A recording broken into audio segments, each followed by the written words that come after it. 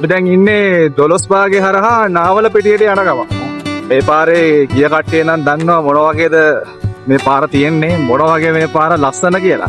රොදන්න කට්ටියද බලන්නකෝ.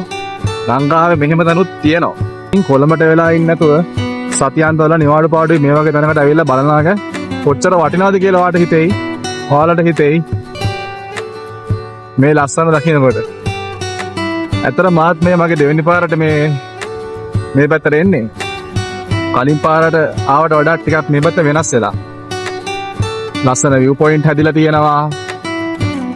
පරිසරය ගොඩක්ම වෙනස් වෙලා. විශ්වාසනවා මේ ලස්සන වගේ. කොළඹදලා පැය දෙකමාරක් තුනක් වගේ පුංචි වෙලාවකින් ඉක්මනට climate change එකක් බලාපොරොත්තු වෙන කට්ටියට මේක නියම තරම්.